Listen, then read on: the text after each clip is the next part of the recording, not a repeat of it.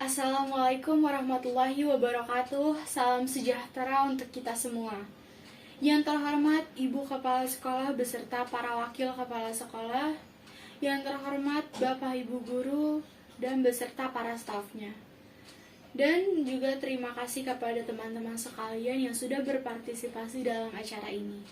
Saya sebagai pembawa acara ingin memperkenalkan diri. Nama saya Zafina Cesara Syaifa dari kelas 7I. Saya akan membuka acara sosialisasi mengenai tentang sejarah, struktur organisasi, tugas, dan fungsi Komnas Perlindungan Anak Indonesia atau yang disingkat dengan KPAI. Mohon kepada teman-teman sekalian untuk bersama-sama menyaksikan atau menyimak penjelasan dari teman-teman kita, yaitu tentang hal-hal yang berkaitan dengan organisasi KPAI. Untuk selanjutnya, saya mempersilahkan teman saya yang bernama Firly untuk yang pertama menjelaskan tentang bagaimana sejarah struktur dan kelembagaan KPAI. Sejarah berdirinya KPAI. Pasti sudah tak asing lagi di telinga kita, ada orang yang mengatakan anak-anak adalah masa depan kita. Dalam Undang-Undang Nomor 39 Tahun 1999 tentang Hak Asasi Manusia telah mencantumkan tentang hak anak. Pelaksanaan kewajiban dan tanggung jawab orang tua, keluarga, masyarakat, dan pemerintah. Akan tetapi, sekarang ini masih banyak orang yang melakukan kekerasan pada anak-anak. Malah tidak jarang orang tua kandung pun tak segan-segan memukul sampai membunuh anaknya sendiri. Maka dari itu, agar kehidupan anak-anak Indonesia dapat terjamin, diperlukan adanya perlindungan untuk anak-anak dari kekerasan ataupun pemanfaatan orang lain. Caranya dengan membentuk sebuah badan perlindungan bagi anak.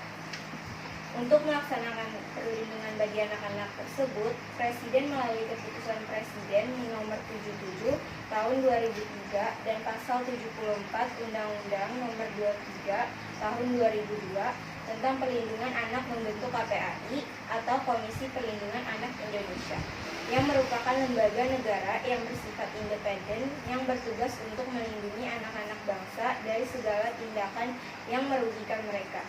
Upaya ini terkait dengan adanya penindasan yang kadang dilakukan oleh orang dewasa atau teman-temannya, bahkan oleh orang tuanya dengan sengaja melakukan pelanggaran terhadap anak. Baik anak yang diasuh oleh orang tuanya, apalagi anak yang terlantar sehingga menyebabkan anak itu tersiksa.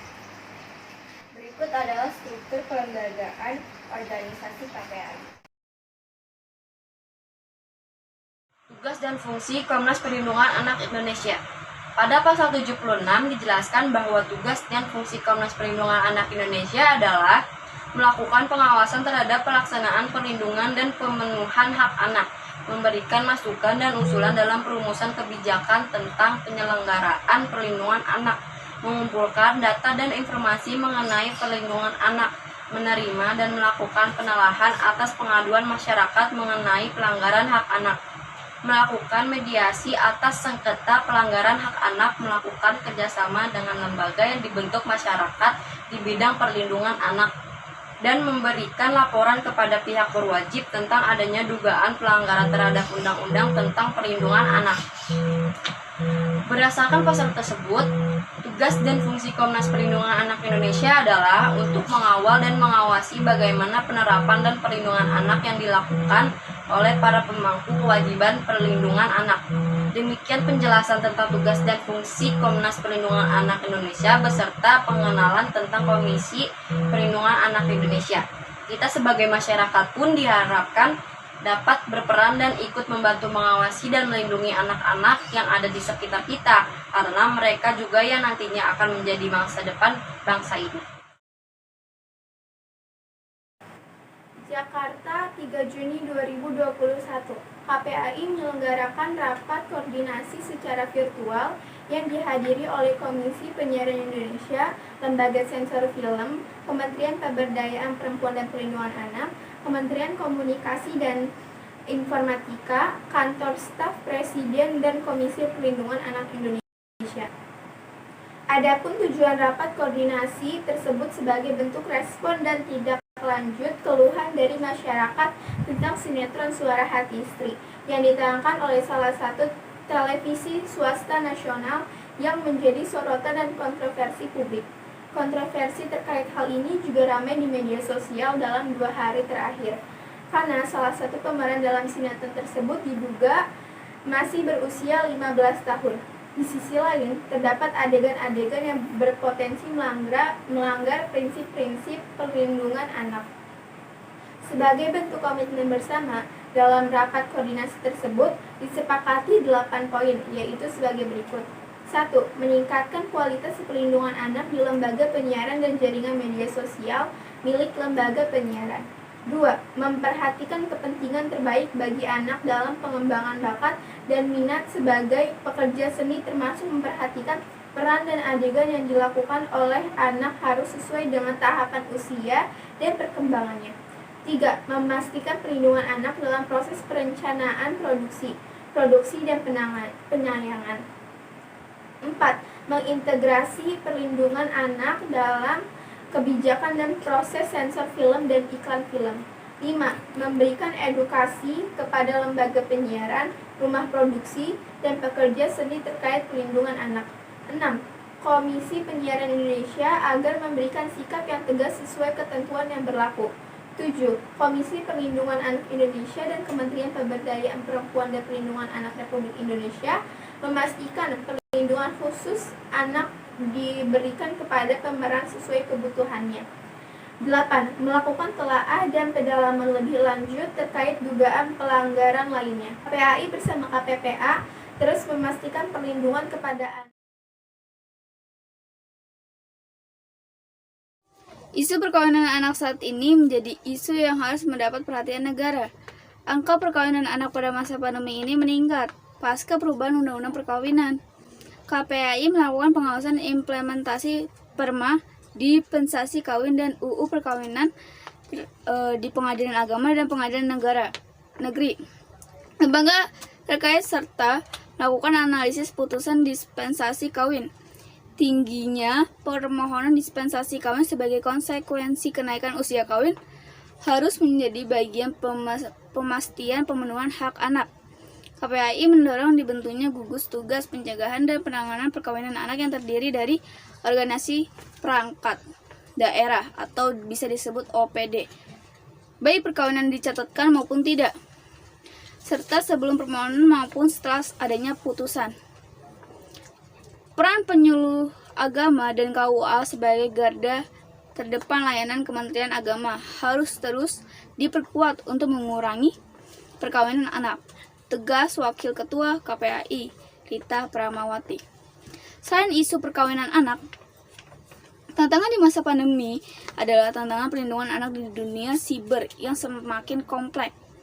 Menurut Margaret Aliatul Maimunah, anggota KPAI data menyebutkan 79% anak menggunakan gawai selain untuk belajar. 34,8% anak bermain 2-5 jam per hari dan 25,4% anak bermain lebih dari 5 jam per hari di luar belajar.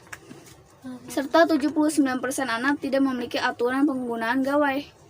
Anak dan orang tua perlu mendapatkan penguatan literasi digital yang meliputi pemahaman dan penyadaran tentang pornografi, konten negatif, dan kejahatan siber agar anak tidak menjadi korban kejahatan di dunia maya atau bahkan menjadi pelaku. KPAI mengajak kepada pesantren, madrasah, dan juga seluruh lapisan masyarakat untuk menguatkan literasi digital guna menghindari berbagai bentuk kejahatan siber. Selain itu, orang tua dan orang-orang terdekat di lingkungan anak agar dapat mendorong pemanfaatan teknologi digital ini untuk mendukung edukasi dan kebutuhan anak, serta untuk peningkatan kreativitas anak sehingga tercipta hal-hal yang positif dan terlindungi dari kejahatan siber. Selain itu, kejahatan siber, isu kesehatan juga menjadi konsentrasi KPAI saat ini. Kita cukup khawatir dan perlu memberikan perhatian khusus terkait dengan isu stunting di mana hingga hari ini angka stunting di Indonesia masih cukup tinggi dan belum mengalami penurunan yang cukup signifikan. Meski berbagai upaya oleh beberapa pihak sudah dilakukan, KPAI berharap agar Kemenang RI dapat ikut berperan aktif dalam isu stunting dengan mendorong para tokoh agama dapat memberikan penguasaan kepada jamaahnya mengenai Sebagai ketua KPAI, banyak kasus mengenai eksploitasi anak di bawah umur seperti bullying dan kekerasan pada anak di tempat umum, di sekolah, dan di lingkungan tempat tinggal. KPAI sangat mengapresiasi atas kesigapan dalam menindaklanjuti kasus tersebut. Ini merupakan langkah baik untuk perlindungan anak. Polisi sudah berhasil mengungkap eksploitasi anak yang berawal siber dan dari dunia maya, misalnya dari WhatsApp, Instagram, Facebook, dan lainnya. Kasus eksploitasi anak ini menambah deretan panjang dari kasus yang ada. Kasus tersebut juga terjadi di daerah lain, sehingga KPAI harus bisa bekerja sama dari tingkat bawah seperti keluarga dan lingkungan sampai kepolisian. Upaya tersebut agar bisa melindungi anak di Indonesia. KPAI juga memberi pengawasan, perlindungan, serta layanan untuk dapat bertindak dalam pengaduan masyarakat terlebih. Pelanggaran hak serta kekerasan anak, hal ini sebagai bentuk kerja KPAI dalam mengajukan perlindungan anak di Indonesia. Ketika saya menjadi anggota KPAI, saya akan memberikan edukasi untuk anak jalanan yang kurang dalam hal pendidikan.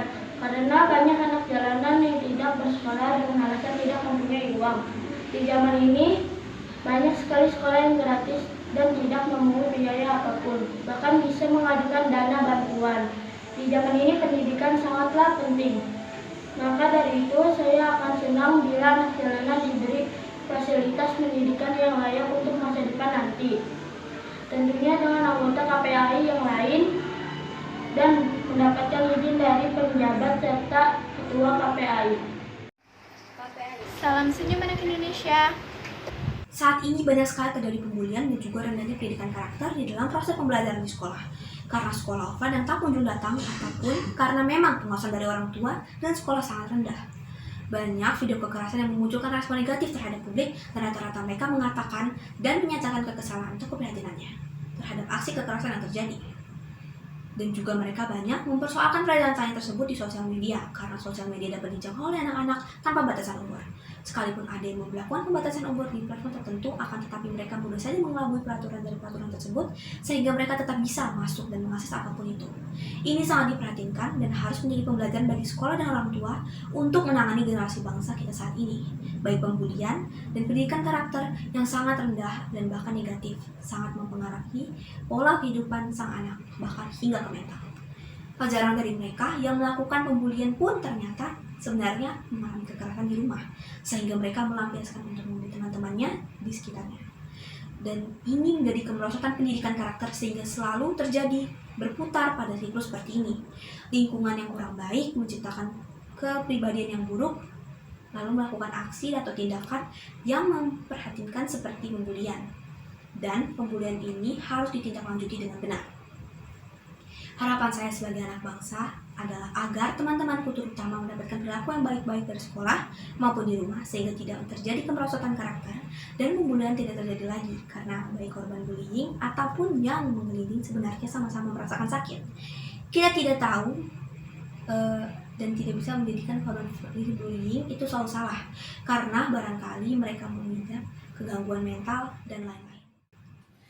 Terima kasih kepada teman-teman yang sudah memberikan penjelasan tentang organisasi Komnas Perlindungan Anak Indonesia. Harapannya semoga dengan adanya sosialisasi ini, anak-anak di Indonesia mendapat perhatian dan perlindungan dari KPAI dalam pemenuhan hak-haknya baik di rumah ataupun di lingkungan sekolahnya. Selain itu, KPAI dapat dijadikan wadah perlindungan anak Indonesia yang diatur dalam undang-undang yang berlaku di negara Indonesia. Sekali lagi saya ucapkan terima kasih banyak kepada pihak sekolah dan juga teman-teman sekalian yang sudah berpartisipasi dalam acara ini. Semoga informasi ini bermanfaat bagi kita semua. Akhir kata, saya sebagai pembawa acara minta maaf jika ada kesalahan dan kekurangan dalam membawakan acara ini. Dengan ini, saya tutup acara ini dengan Alhamdulillahirrabbilalamin. Wassalamualaikum warahmatullahi wabarakatuh. You don't even know me. You think